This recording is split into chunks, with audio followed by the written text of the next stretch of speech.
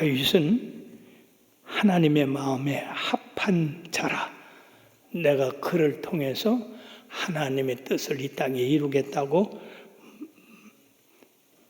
칭찬받은 왕이십니다.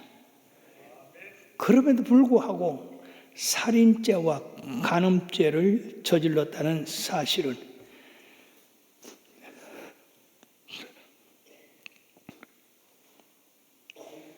우리들에게 큰 충격이 아닐 수가 없습니다. 다윗은 이 죄 때문에 회개하는 참회 시를 시편 6장, 32장, 38장, 51장, 433편에 이렇게 회개의 참회 시를 기록하고 있습니다. 그 가운데서 가장 오늘 읽어드리는 시편 51편은 최고의 참회 시로서 우리 모두가 본받아야 할 참회하는 시다 하는 것입니다. 다윗은 자신이 저지른 죄에 대하여 자신을 합리화하거나 변명하거나 다른 어떤 핑계를 대지 아니했습니다. 그것이 또한 다윗의 유명한 성품 중에 하나입니다. 사울은 자기의 잘못을 핑계하고 다른 사람한테 떠넘기고 그러기 때문에 그는 그 왕위를 빼앗기고 말았는데, 다윗은 나단 선지자가 와서 바로 그 죄인의 죄, 그것을 저지른 사람이 당신이다라고 했을 때 그 자리에서 엎드려서 회개하고 눈물로 참회를 했는데, 이럴 때 다윗은 이 시를 써서 상한 심령, 그리고 통회하는 마음, 그런 마음과 심령으로 회개할 때에 하나님께서는 용서하시고 그 다음에 온전한 제사를 받아들이시고 번제를 받으셔서 회개의 아름다운 열매를 거두게 하셨다 했습니다.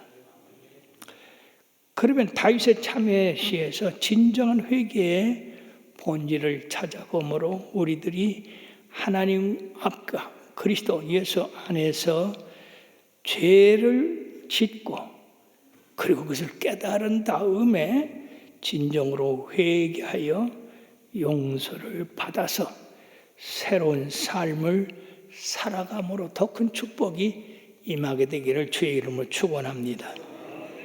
제일 먼저 다윗은 자신의 죄를 깨닫게 됐는데, 다윗은 그 전에 큰일을 했어요. 하나님의 언약궤를 시온산으로 옮겨서 거기서 하나님께 제사드리고 그리고 평안한 가운데 하나님으로부터 축복을 받아서 그 자손 만대로 하나님이 함께 하겠다는 그런 약속까지도 받은 사람이었습니다. 이렇게 자기는 평안하게 나라가 안전하게 하나님 앞에 온전한 심령으로 지내는 줄 알았는데, 어느 날 나단 선지자가 다윗을 방문했습니다. 그리고 한 이야기를 꺼냈습니다. 어느 동리에 한 부자가 있어서 그는 소와 양이 많은 사람이었고, 반면에 그 동네에는 아주 가난한 사람 한 사람이 있었는데 그 사람은 암양 한 마리 새끼밖에 없어서 그 암양 새끼를 아주 귀엽게 여기고 자식같이 여겨서 품에 안고 자고 같이 먹고 그렇게 하는 그런 가정이 있었다 하는 겁니다. 그런데 어느 날 이 부잣집에 손님이 하나 왔어요. 그러니까 이 부자가 그 손님을 위해서 자기 집에 있는 양이나 소를 잡아서 대접하려고 하지 아니하고 그렇게 하려고 보니까 아깝단 말이에요. 예. 그래서 한 가지 방법이 있구나. 그래가지고 이 가난한 사람 어린 양 새끼를 가져와라. 그래가지고 그 어린 양을 잡아서 그 손님에게 대접을 했다고 이야기를 합니다. 이야기를 들은 다윗이 벌컥 일어나면서 무엇이 어쩌냐, 이 나라에 그런 악한 놈이 있느냐, 그놈은 당장에 죽음을 면치 못할 것이다. 그리고 암양 한 마리에 4마리에 더 붙여서 보상해야 된다.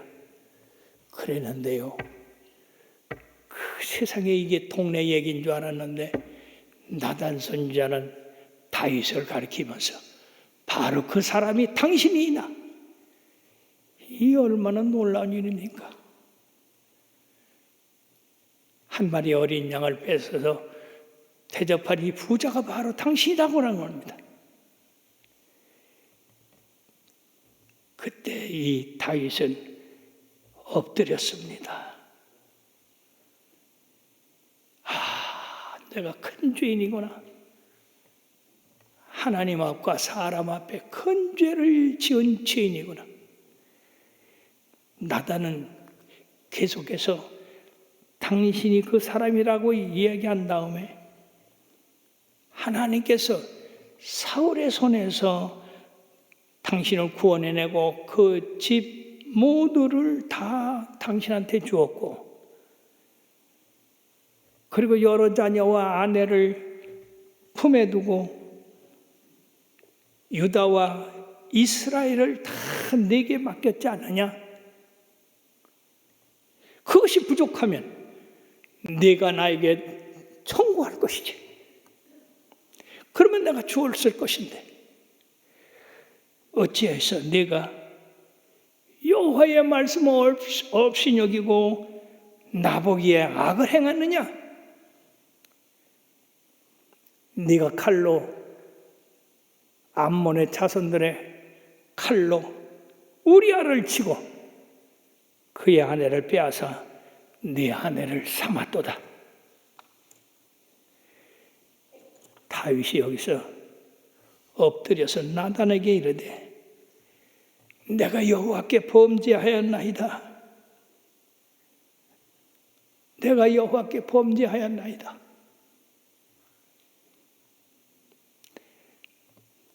내가 하나님 앞에 죽고 못 살겠습니다.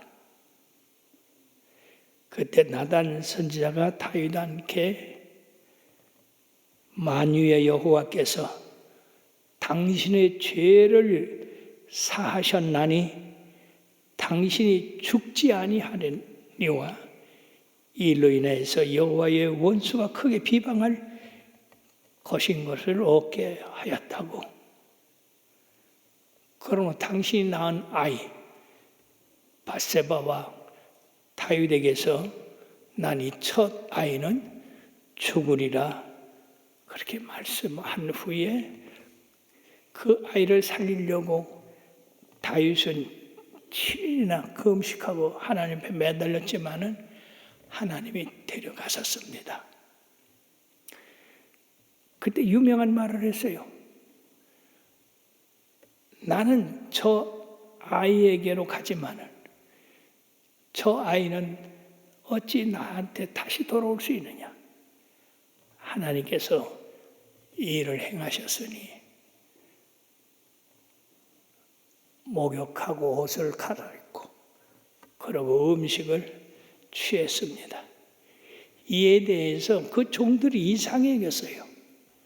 왜냐하면 아이가 아팠을 때 다윗이 금식하며 하나님 앞에 기도할 때 감히 그 아이가 죽었다고 한다면 다윗이 크게 놀랄 것 같아서 이야기를 못하고 자기들끼리 수근수근 하니까 이미 다윗이 눈치를 채고 아이가 죽었느냐? 예, 죽었습니다. 그때서야 음식을 차려와라. 물을 가져와라. 그러고 음식을 취했습니다. 그래서 이 부하들이 이상히 생각했어요. 왕이요, 아이가 벗을 때는 금식하고 부르짖고 하시더니 아이가 죽은 다음에는 어찌 그렇게 언제 그랬느냐, 그런 일이 있었느냐라고 하는 그런 생각 조금도 들지 않게 이렇게 목욕을 하고 새 옷을 입고 식사를 하십니까? 그때 이 다윗은 현명한 말을 했어요. 나는 그 아이에게로 갈 수 있지만 그 아이는 다시는 이 세상에 올 수 없다. 그 말을 하고 음식을 취해서 힘을 얻었던 겁니다. 그 후에 밧세바와의 부부 생활로 솔로몬이 낳게 됐던 거예요. 글로 보면 하나님께서 다윗을 죽이지 아니하시고 이렇게 참회하게 하셨는데 그 참회한 모습은 시편 이렇게 여러 편에 나와 있는데요. 우리가 오늘 이 시편 51편을 통해서만 말씀을 들으면은 시편 6편 6절 7절에 뭐라고 있냐? 내가 탄식함으로 궁핍하여 밤마다 눈물로 내 침상을 띄우며 내 요를 적시었나이다. 내 눈이 근심으로 인하여 쇠하며 내 모든 대적을 인하여 어두웠나이다라고 했습니다. 여러분, 다윗은 한 번 하나님 앞에 잘못했다고 용서해달라고 한 것이 아니라 잠을 자지 못하고 눈물로 벽에를 적셨다고 하니, 그러므로 이 회개는 진정코 하나님이 받으시도록 해야 될 줄 믿습니다. 이런 진정한 회개가 그 다음에 솔로몬을 얻게 했다고 하는 그런 의미가 되겠습니다. 그리고 오늘 이 시편 51편을 요약해서 보면 하나님이여 내 속에 정한 마음을 창조하시고 라고 했습니다. 즉 내 마음이 원래 더러워서 악해서 이런 죄를 범하였으니까 이런 옛 성품, 이 죄악된 마음을 깨끗이 버리게 하여 주셔서 새로운 하나님의 마음을 창조해 주심으로 말미암아 다시는 이런 죄에 빠지지 않게 하여 주옵소서. 그렇게 한 겁니다.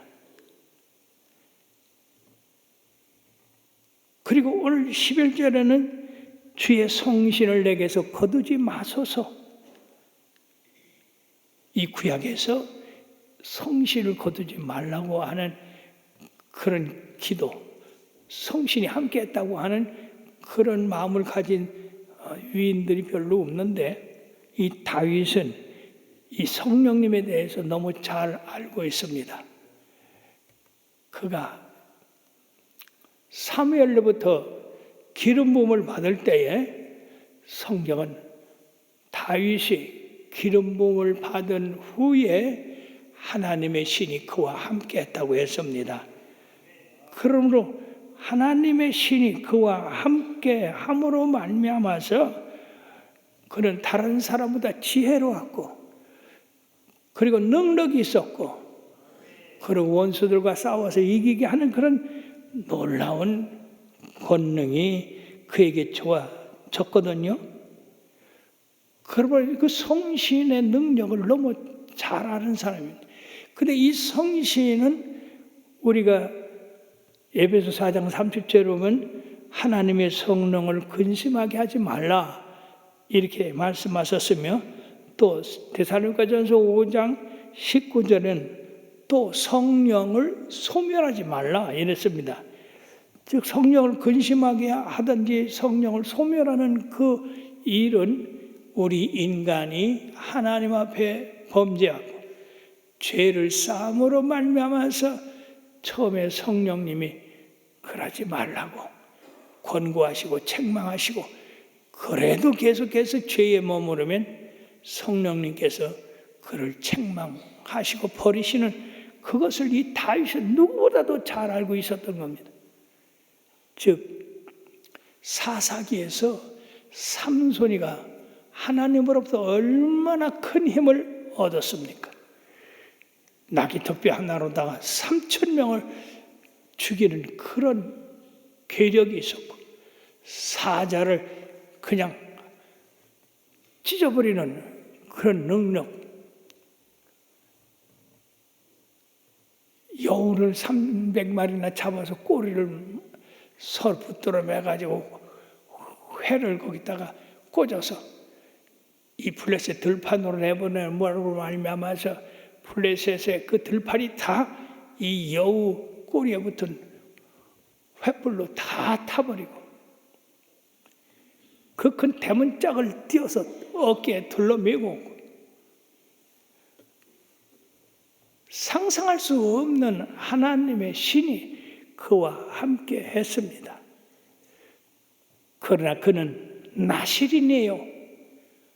날 때부터 독주를 입에 대지 말고 머리를 깎지 말라.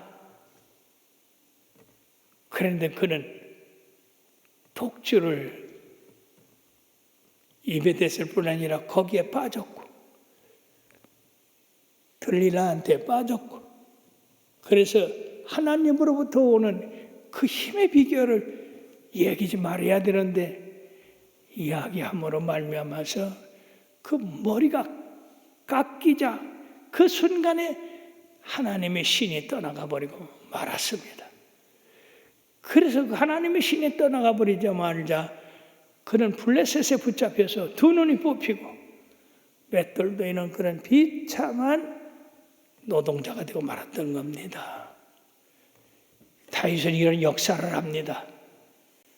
하나님의 성령이 함께 했을 때에 능치 못한 일이 없는 그런 일을 행하지만은 하나님의 신이 떠나가 버리면 두 눈이 뽑히고 노예로서 고통을 당하다 죽는 그런 비극을 다윗은 알았기 때문에 주여 내가 범죄한 일로 인해서 성실을 내게서 거두지 마소서. 얼마나 간절한 이야기입니까?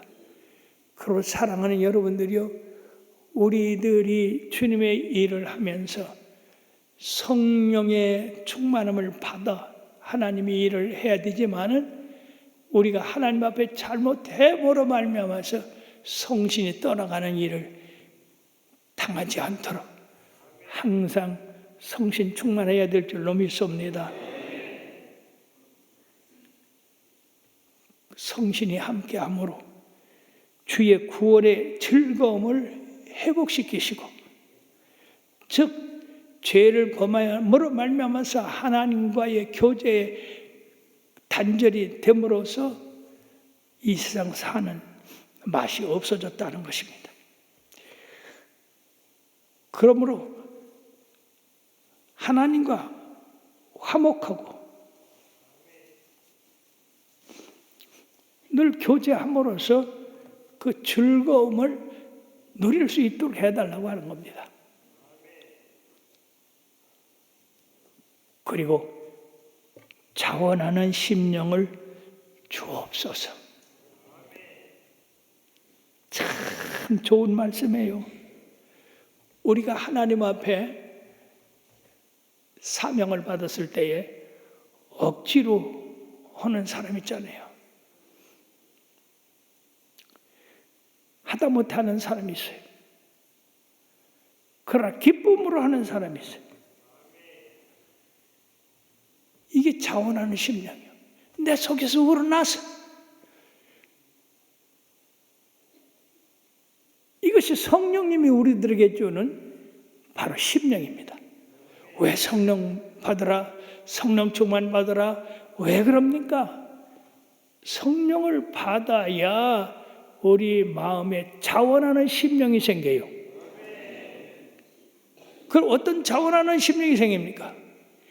예배 드리고자 하는 자원하는 심령.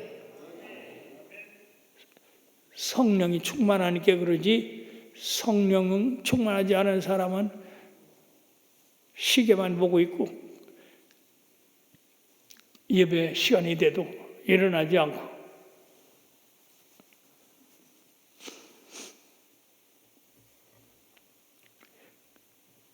그뿐입니까? 성령이 함께하면 봉사를 아침 일찍부터 와서 해서 저녁까지 해도 피곤하지 않아요.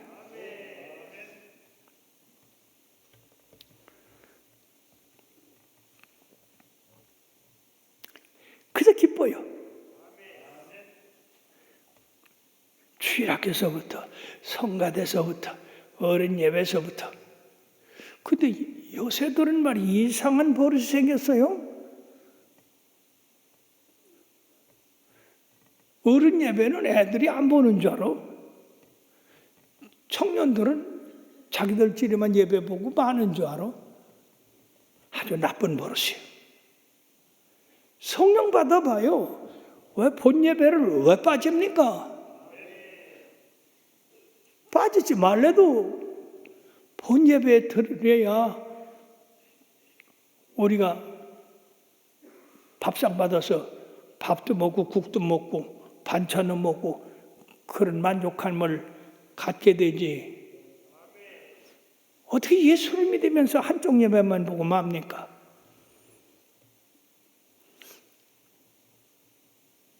예배의 자유가 있습니다.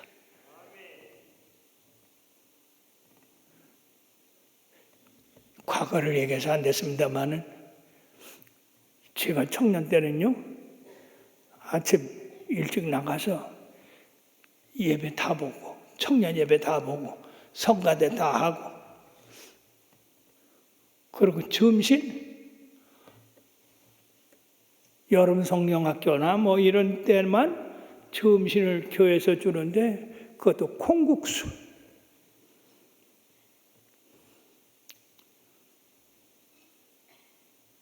그리고 저녁 예배까지 보고 성가대 다 하고 오면은 밤 11시예요.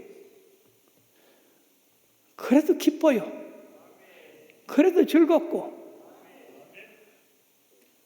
이게 자원하는 심령이지. 사랑하는 여러분들이요. 성령의 충만함으로 자원하시는 심령을 갖고 예배에 충실하시길 바랍니다. 봉사에 충실하시길 바랍니다.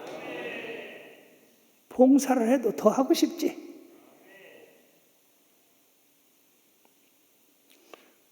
전도도 전에는 해라 해도 안 하던데 이제는 뭐 자원해서 그저 예수 안 믿는 사람 보면 자동적으로 예수 믿고 구원받으라고 합니다.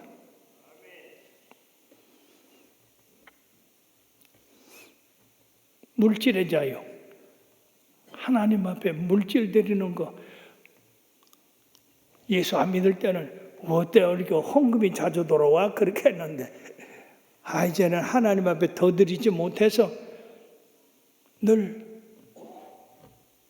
죄스럽습니다.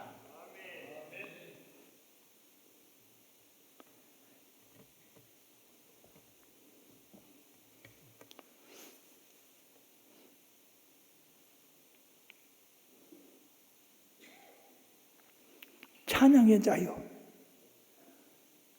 가만히 있을 때나 우리 함께 할 때나 찬송이 절로 흘러나옵니다. 아직 이 성령의 자유가 임하지 않은 사람들은 오늘 회개하고 주여 성령의 충만함 안에서 자유롭게 하여 주옵소서. 예배의 자유, 봉사의 자유, 그리고 찬양의 자유, 헌금의 자유, 전도의 자유가 임해서 주님 예수 믿는 것이 아주 자유롭고 기쁘고 즐겁게 하옵소서. 이것이 자원하는 심령입니다. 그래서 자원하는 심령은요, 요새 뭐 그런 게 있잖아요. 삐치는 거. 이거 전혀 없어요. 근데 요새 사람들은 왜 이렇게 뭐 조금만 어떻게 해도 삐쳐.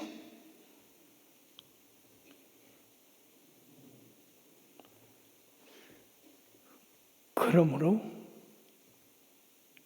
이 다윗은 17절에 보면 하나님께서 구하시는 제사는 상한 심령이라. 하나님이여 상하고 통회하는 마음을 주께서 멸시치 아니하시리다. 그러므로 이 다윗은 용서받았고 그 후에도 계속해서 왕위를 누리며 이스라엘을 다스리게 됐던 겁니다. 그러므로서 유명한 마르틴 루터 존스 목사님은 회개의 5단계가 있다. 첫째는 자신이 죄를 지었다는 것을 깨닫고 시인하는 단계다. 내가 죄를 범하였었구나. 내가 잘못했구나. 두 번째는 우리가 저지른 일의 성격의 본질을 무엇인가 파악하는 거다. 내가 무엇 때문에 죄를 졌구나. 세 번째는 자신의 삶과 행동이 하나님 목전에서 그의 뜻을 거스르고 있음을 깨닫고 고백하는 것이다 하는 것입니다. 우리가 회개하지 않고 그냥 믿으니까 하나님이 하시겠지 이렇게 해서 하는 것은 회개가 아니에요.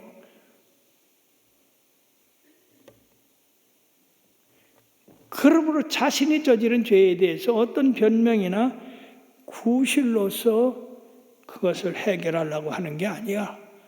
참으로 내 속에서 참회하는 마음으로, 애통하는 마음으로 회개할 때 하나님이 들으신다는 얘기요. 이런 것들을 행하다 보면 와, 인생이 날 때부터 죄인이구나.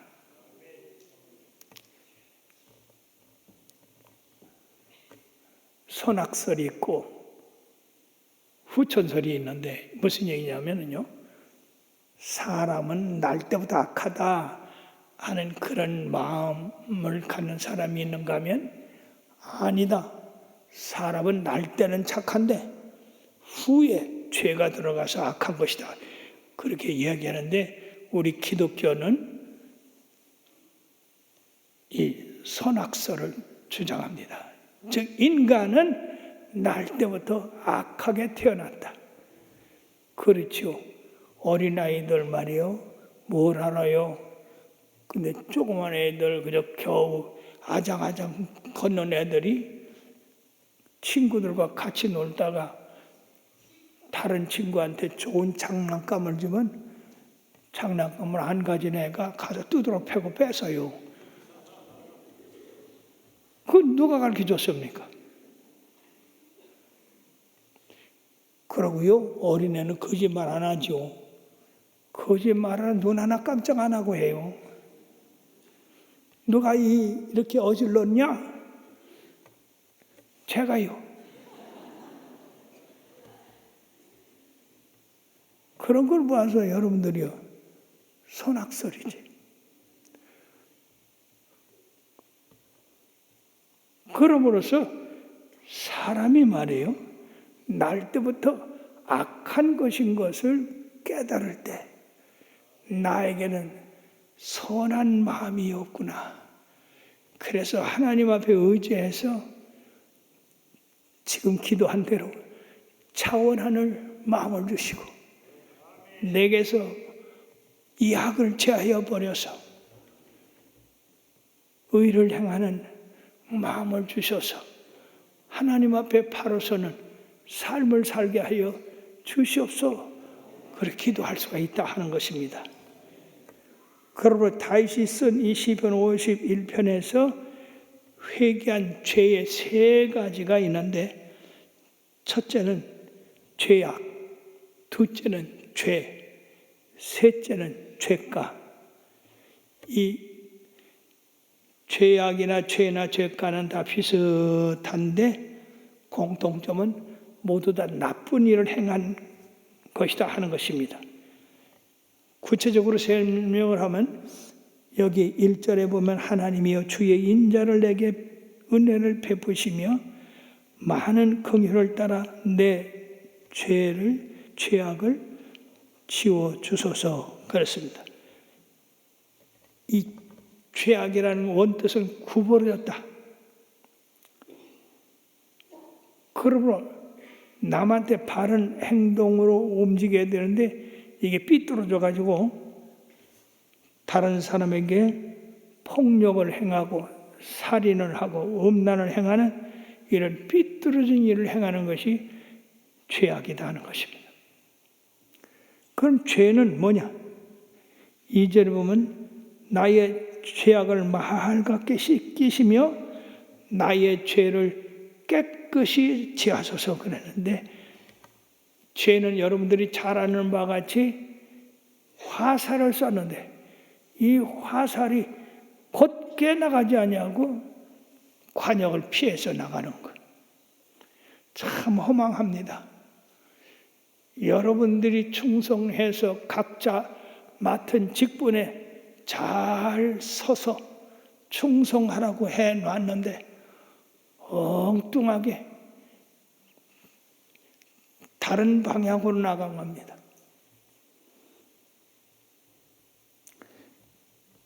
올바른 길에서 벗어난 행위, 잘못된 방향으로 가는 행위, 하나님을 떠나는 행위, 이 죄가 되겠죠. 모든 근본의 원인은 다 이 죄에 있습니다만은, 그 다음에 죄과, 물은 나는 내 죄가라오니 내 죄가 항상 내 앞에 있나이다. 이것은 하나님에 대한 반역 행위, 하나님을 거역한 죄의 결과, 즉 하나님의 은혜를 배반하고 버리고 불순종하고 거역한 이런 죄가가 되겠습니다. 이런 데는 하나님의 형벌이 따릅니다. 사랑하는 여러분, 이 다윗은 참 큰 죄를 졌습니다. 사랑이라는 그 헛된 것 때문에 충성된 우리아를 암몬과의 싸움에 아주 적진에 너무 가까이 내보냄으로써 화살에 맞아 죽게 한 그 죄. 우리아는 싸움에서, 암몬과의 싸움에서 화살에 맞아 죽었지만은 그를 화살에 맞아 죽도록 내보낸 건 다윗입니다. 그런 다음에 그의 아내를 취했다고 하는 것. 이게 다윗에게는 참으로 엄청난 죄였던 겁니다. 처음에는 그냥 양심에 잘못에 대해서 자기 자신이 회개했겠죠. 그러나 그 회개는 건성회개,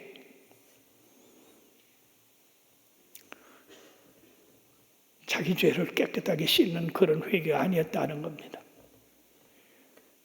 그러면 나단 선지자의 그 충고를 들었을 때 그는 얼마나 놀랐겠어요. 그 죄가 자기만 아는 죄였는 줄 알았는데 세상이 알고 하나님이 알고